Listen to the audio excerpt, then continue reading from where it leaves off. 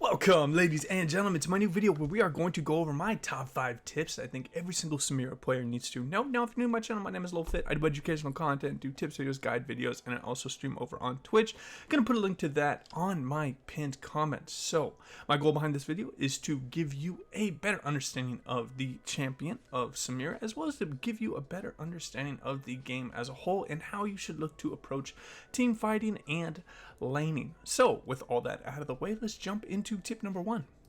Okay, and getting into tip number 1 with Samira, a very important concept for you guys to understand is building up your combo in the most effective situations as possible, where you are under as minimal threat and you are able to really just get yourself in a very strong situation. The last thing you would want to do would be just dash in to a bunch of targets and you get CC'd and you're unable to combo. So a general rule of thumb, particularly when you're in an even game state, when you aren't too far ahead or when you are behind, you want to look to build your combo on as minimal amounts of targets as possible, playing on the outskirts of your range and really getting into a situation where you're able to build up to your Inferno trigger without putting yourself into a very dangerous situation. So always keep this in mind. Now, there are a couple caveats with this tip. When you are very strong in the game, you're snowballing and the enemy team does not have that high of a damage output or CC output,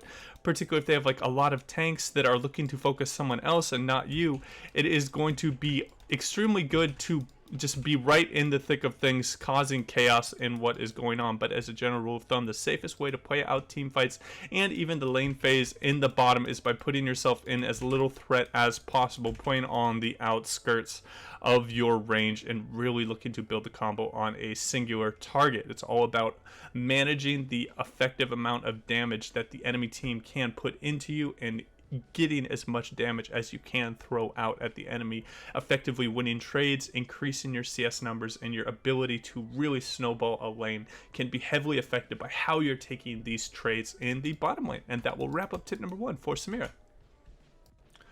Alright, and getting into tip number 2 for Samira, there are going to be extreme ways where you can look to outplay enemy champions based off of the usage of your WE. This is just where a lot of your outplay potential comes. Now, you do not want to look at either of these abilities as a single-minded ability, either being only offensive abilities or only defensive abilities. They both have really great ability to do and play either role when it comes to the team fights in different situations. So, for example, your Wild Rush E is going to be a great way to dodge out of abilities. So using this and saving it for a situation when maybe a Jhin is throwing out a W, or maybe there's a slow coming, or a Leona throwing out an E, or a Blitzcrank Q coming, saving this E cooldown to reactively get out of the way and dash in a direction that could even put them in trouble if you're dashing just in a way to get behind them and cutting off their escape routes can be extremely effective. So do not use your E every single time at the start of the fight. This is going to be a very ineffective way to use it, as you are able to use it as a defensive. Now, when you're an extremely strong and you're under very little threat and you just want to get maximum amount of damage output from the attack speed bonus that you can get from Wild Rush E, it can be an effective way to use that. But again, do not look at this as only a defensive or an offensive tool. The fun part of League of Legends is using this in a creative way to really problem solve the different lanes. So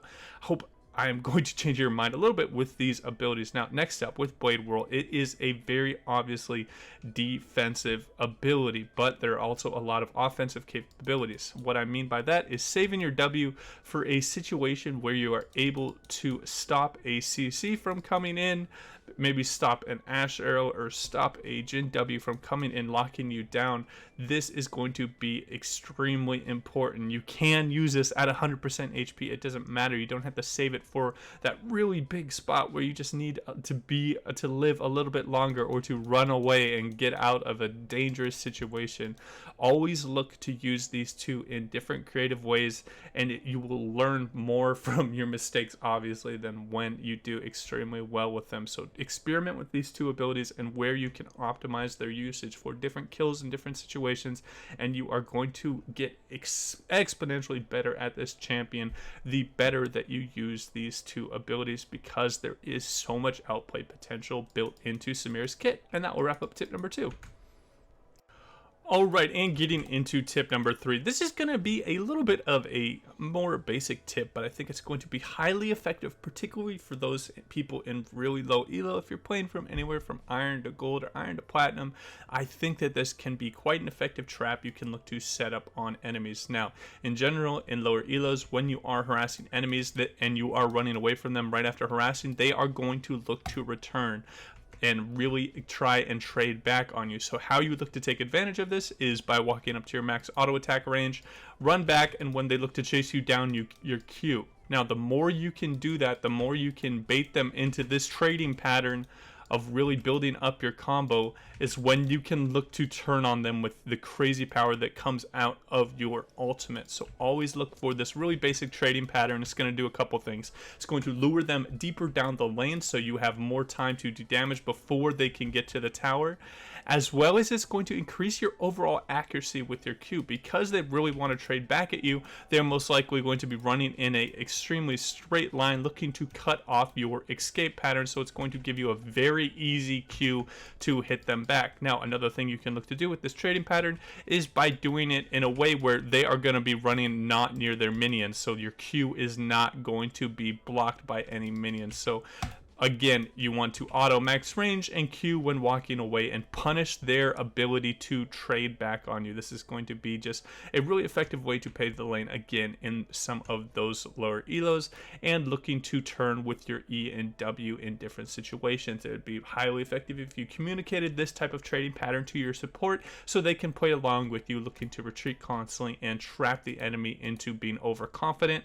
Lanes that this can really work well into are all-in lanes. An example of an all-in lane is something like a Leona or a Nautilus that can get baited very deep into the lane with this kind of trading pattern. Can be quite effective, particularly when you also have your jungle coming up. This is going to be a great way to really bait them into a poor situation. So look to use this a really effective trap, and that will wrap up this tip for Samira. Alright, and jumping into tip number 4 with Samira. Playing a champion with extremely good all-in and dueling potential, you really want to look for a couple of different situations that can be extremely effective in snowballing and really spreading your lead to the other parts of the map. How you can look to do this, particularly in lower elos, the easiest way to do it is by setting up vision traps. It's extremely important to have a oracle lens as well as several control wards where you can control the vision and wait for very weak champions that you are able to just set up a really good combo on and get a lot of damage and catch them off guard. Now, this is going to be extremely effective when you're snowballing and when you're ahead to pick on the enemy jungler. This is going to do two things. First of all, it's really going to put you ahead because you're able to pick up some of the camps, get a little bit of extra gold, put the enemy jungler behind, as well as what it's going to do is it's going to take a lot of pressure off of your teammates because the enemy jungler is not going to be able to gank, as well as your ability to increase your jungle's ability to affect the rest of the map, because he does not have to worry about being counter ganked and really counter jungled in different situations. So when you get really far ahead on Samira and you are roaming around just looking to get a couple of different kills, you really want to set up vision traps on the enemy jungler and get them in situations where you can really start snowballing the game quite heavily. When you start taking resources from the enemy and adding a lot of resources to your team, you are really starting to get into the ways where you can close out those games quite early in those early game and mid game situations. And that will wrap up tip number 4 for Samira. Alright, and getting into the final tip, and this is team fighting with Samira. There are a couple different ways you can look to play out the game depending on your overall efficiencies with the champions. Now, flanks can be exceedingly effective when playing Samira, particularly when you have a little bit of defensiveness outside of your base stats with something like a Phantom Dancer or something like a Death Stance.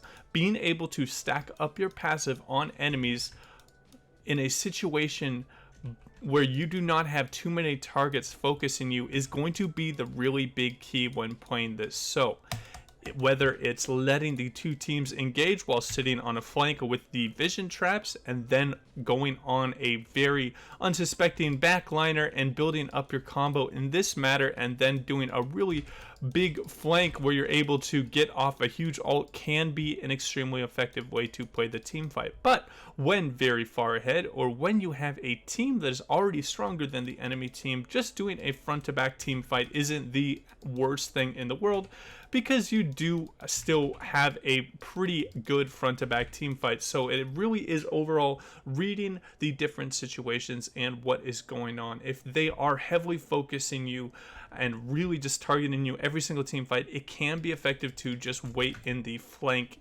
and let them use some of their bigger abilities, maybe something like a Malzahar ult or a Morgana Q. Wait for those really big cooldowns, or a Malphite R.